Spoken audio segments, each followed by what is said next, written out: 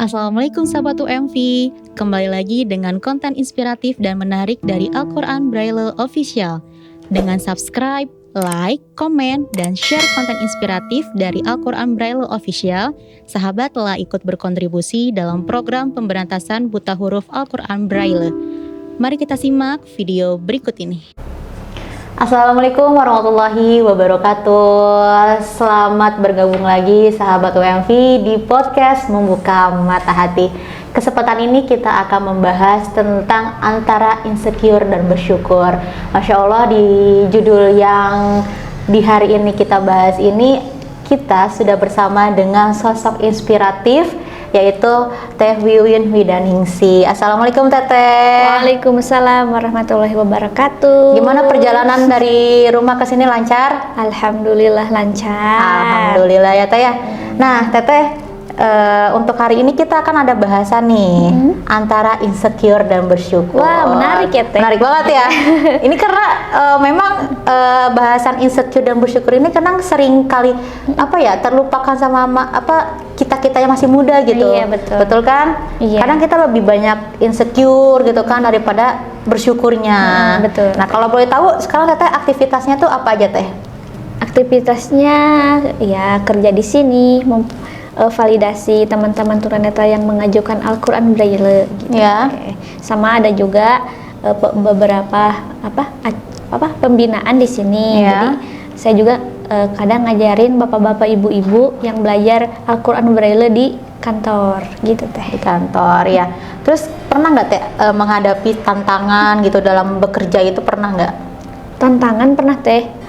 Jadi saya pernah 6 bulan pertama Ya. kerja di sini tuh dikasih tugas untuk mencari pengaju Al-Quran Braille Ya. sebanyak 100 orang. Masya Allah. Nah itu tuh awalnya saya, ya Allah bisa tidak ya gitu mencapai target, karena memang ditarget ya Teh. Ya. 1 bulan itu harus ada 100 orang yang mengajukan Al-Quran Braille gitu.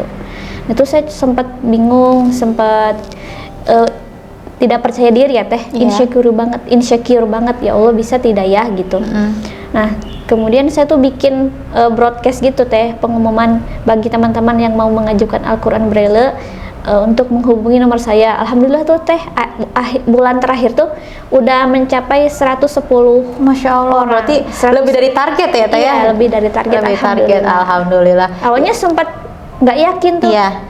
Karena kan itu tuh sebagai ujian ya Teh, bisa dikatakan sebagai ujian. Kalau misalnya target tercapai, bisa jadi saya tetap di sini kan Teh. Kan setiap lembaga juga pasti gitu ya Teh, ada ujiannya kan, Iya. ada tantangannya untuk karyawan yang bekerja gitu. Ini juga sama di Umi Maktoum Voice juga. Kalau misalnya sesuai target, alhamdulillah bisa tetap. Kalau tidak, ya mungkin sampai situ gitu. Itu sempat deg-degan banget gitu Teh, tapi alhamdulillah Ya. juga. Targetnya harus 100 ya Teh ya, tapi malah bisa lebih gitu Iya, dari 100. Masya Allah. Nah Teh, karena Teteh tadi pernah ngalamin insecure gitu kan di dalam bekerja, pernah nggak ngalamin juga rasa minder gitu di dalam dunia pekerjaan gitu kan, karena memang lingkungan pekerjaan ini kan kita tuh memang di on time gitu ya Teh ya, pernah nggak? Pernah Teh. Jadi saya tuh kan tunanetra ya Teh. Iya.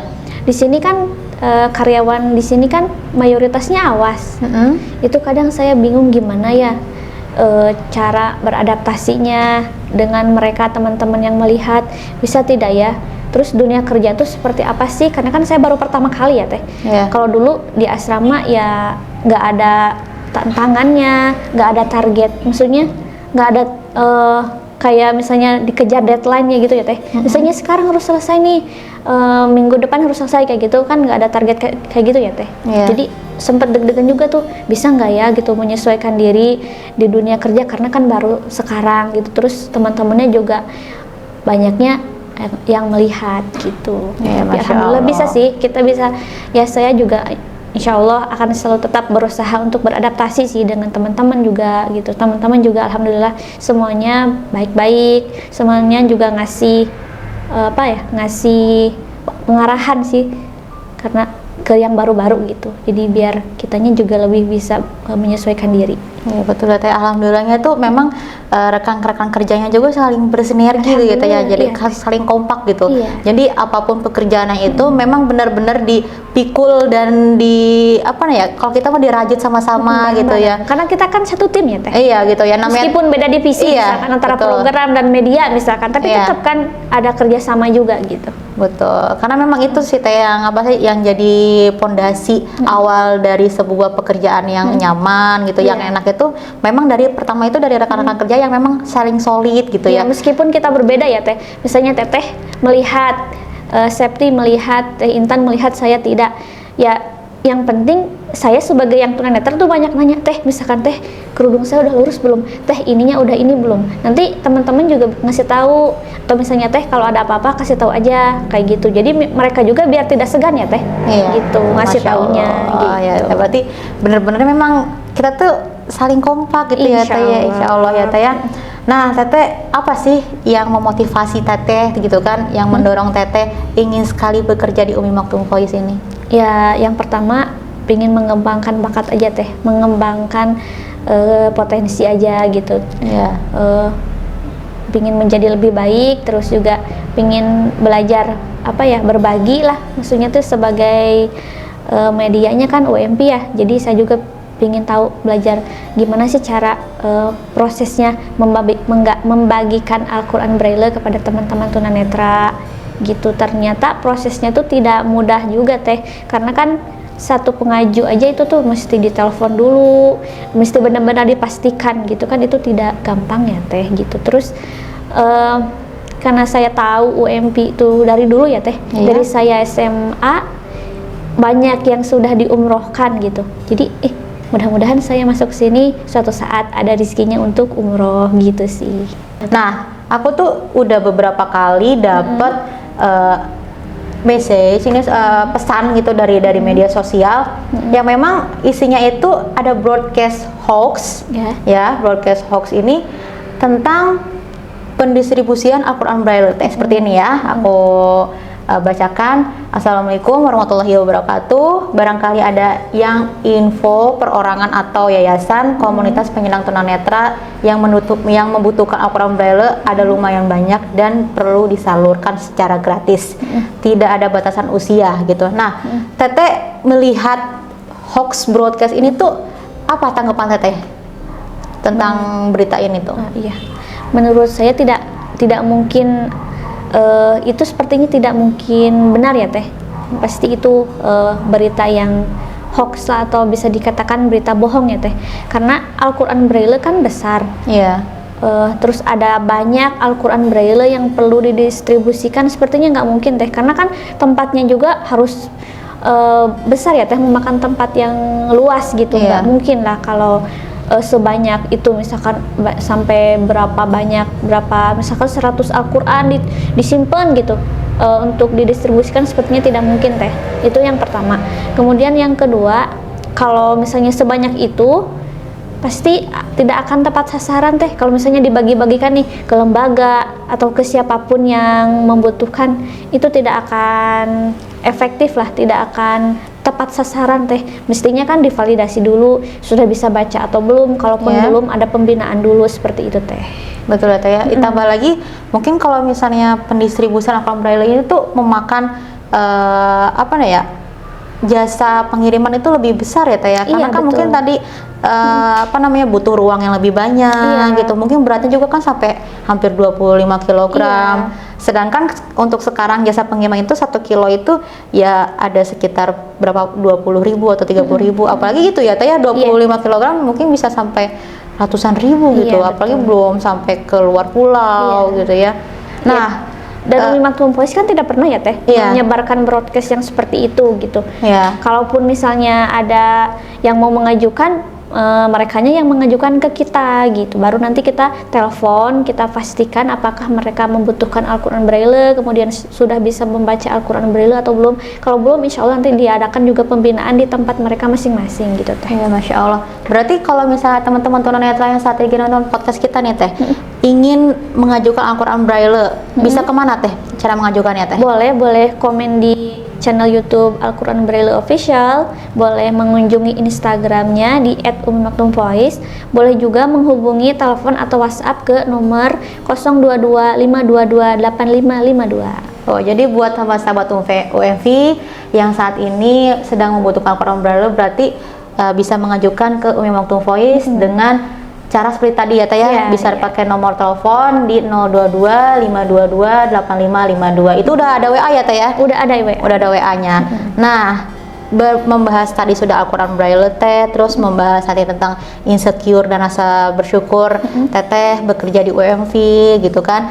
Nah, ada nggak nih pengalaman yang paling membekas saat Teteh bekerja itu apa? Pernah ada Teh. Jadi dulu itu kan saya pas di asrama itu kan rata-rata ya sebagian besar tunanetra itu misalnya nunggu diajak gitu ya Teh. Kalau misalkan hayu Teh berangkat.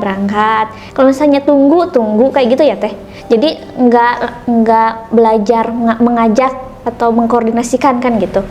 Nah, ceritanya saya itu pernah pas baru masuk di sini di Umi Maktum Voice ada talk show di MKFM. Terus saya tuh apa ya? Kan jadwalnya jam 9 ya Teh. Talk show-nya itu jam 9. Saya tuh tahu talk show-nya jam 9. Nah, jam 8 itu saya tuh nunggu, kok teman-teman nggak ngajak berangkat ya gitu ya.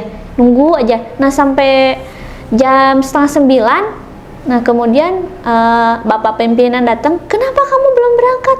"Pak, saya nunggu diajak gitu. Saya nunggu diajak berangkat ke MKFM. Mestinya kamu yang ngajak, bukannya mereka yang ngajak kamu, kan kamu yang mau talk show-nya juga," gitu katanya. Nah, dari situ tuh dapat pelajaran ternyata kita itu jangan selalu diajak. Jadi kita juga harus belajar mengkoordinasikan dengan teman-teman yang lain gitu. Kalau misalnya kita yang berkepentingan gitu Teh. Iya, Masya Allah Teh, berarti pengalaman itu memang benar-benar sangat membekas ya Teh, dan akhirnya ada hikmah di balik pengalaman itu ya. Jadi ada nilai positif gitu yang dapat diambil. Dan kebanyakan tunanetra itu gitu Teh. Kalau misalnya dituntun ya jalan, kalau misalnya enggak ya diem. Mestinya enggak gitu ya. Termasuk saya sendiri juga seperti itu sih dulunya gitu. Kalau diajak ya hayu berangkat, kalau enggak ya enggak. Mestinya enggak gitu, belajar untuk mandiri juga, terus belajar mengajak juga nih misalnya Teh Ayani ini ada janji dengan saya. Kalau misalnya enggak diajak sama Teh Ayani, ya Teh Win hayu berangkat, ya udah enggak. Mestinya saya ngajak Teh Ayani hayu berangkat, ayo kita siap berangkat gitu. Masya Allah, berarti panjang sekali nih pengalaman Teteh ya. Tapi alhamdulillahnya sangat-sangat bernilai positif dan itu bermanfaat di kemudian hari ya Teh ya. Betul. Nah, buat sahabat UMV yang saat ini sedang dilema antara insecure atau bersyukur, bisa menginspirasi nih pengalaman dan kegiatan-kegiatan Teh Wiwin yang mungkin dapat memotivasi sahabat untuk lebih percaya diri, untuk lebih bersyukur dengan kemampuan diri sendiri ya Teh ya, dan percaya kalau memangnya diri kita itu punya potensi yang besar gitu ya Teh, kalau kitanya bersyukur dan percaya diri. Nah, buat sahabat yang mau komen, boleh banget komen di kolom komentar kami. Dan apa Teh? Jangan lupa untuk subscribe, like, dan aktifkan lonceng notifikasinya. Iya, jangan lupa untuk share link sebanyak-banyaknya ke teman, sahabat, ataupun kerabat, ataupun keluarga. Semoga podcast ini bisa menginspirasi sahabat semua. Dan jika memang kesempatan ini dapat kita kembali bahas lagi ya Teh ya, insya Allah di kesempatan lain ada podcast yang lebih menarik lagi lah ya, itu ya, lebih menarik lagi dengan judul atau tema-tema yang mungkin dapat menginspirasi sahabat-sahabat semua. Saya Ayani, saya Wiwin Udaningsih. kami berdua mohon pamit. Wassalamualaikum warahmatullahi wabarakatuh.